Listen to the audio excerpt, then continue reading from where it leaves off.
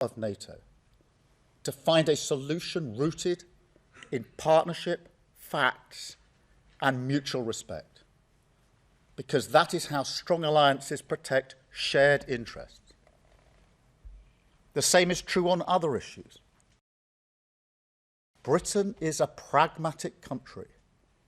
We look for agreement. We believe in partnership. We prefer solutions to slogans.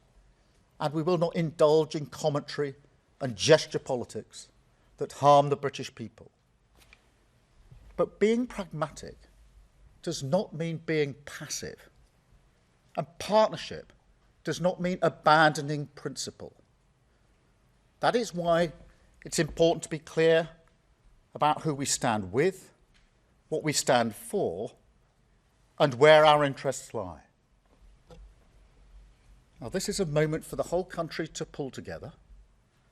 So I warmly welcome the support we've had with regards to Greenland and the proposed tariffs from the leader of the opposition. I thank her for her support. And firstly, to underscore your point, this has been very badly received across the United Kingdom. We're allies of the United States, and we work closely with them, and therefore I'm not surprised by the reaction that's been across the United Kingdom, and it is a very serious situation. Our job is to ensure that we find a way forward consistent with our principles and our values and consistent with our national interest. And the US remains a close ally on defence, on security and on intelligence, on nuclear capability. We work very closely with the United States, and we must never lose sight of our national interest in that. But we must stand up for our values. We must be clear about the principles that we are applying here, and we'll continue to do so. What I'm going to do now is to focus on our national interest and be absolutely clear that that requires us to be clear about the principles that we apply to a situation like this, in particular that the future of Greenland is for Greenland and the Denmark kingdom, and that tariffs should not be used against allies in this way. In relation to the escalation, look, a tariff war is in nobody's interests, and we have not got to that stage, and my focus therefore is making sure we don't get to that stage, and that's what I'm doing at the moment. I spoke to President Trump yesterday, as I think you all know, and I'll no doubt speak to him again in coming days.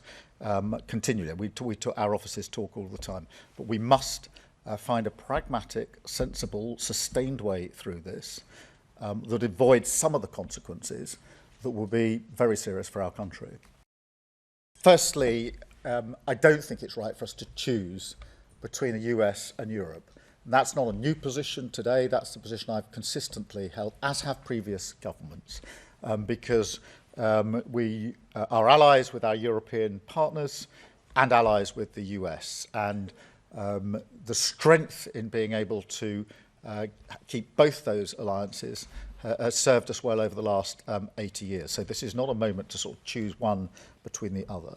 I have argued, and this is not an argument for the first time today, and I've spoken to European allies and leaders about the need for Europe to step up and do more in its own defence and security. I feel that over many years we've not paid enough attention to what we European nations can and should do in our own defence, and this reinforces why it's important that we do that in defence and security. And defence and security these days, of course, includes energy and resilience and cyber, as well as the traditional defence and security. Europe has to step up into that space, and that's an argument I've been leading on and making for a number of months now with our European partners, and will continue to do so.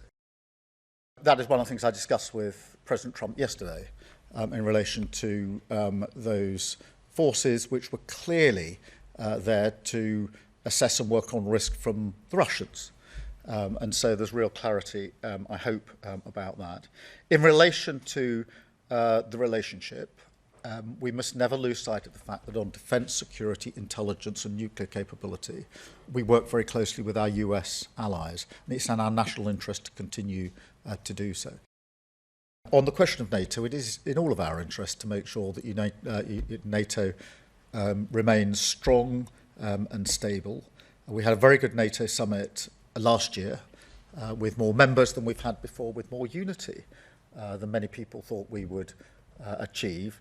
And NATO remains the single most effective and successful military alliance the world has ever known. And so it's in all of our interests to make sure that nothing is done to weaken NATO. Firstly, what I meant by the downward spiral is the potential for this to cause huge damage for the UK, whether that's in a trade war or the weakening of alliances. And I do not want to see that happen. That doesn't mean that we put to one side our principles and our values, quite the contrary.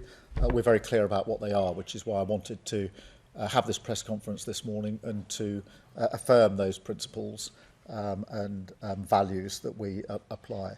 In relation to the EU, look, firstly, we're coordinating very closely with the EU. I spoke to a number of EU leaders last night. I spoke to Ursula von der Leyen last night and intend to do so again either today or tomorrow, so that we're closely aligned.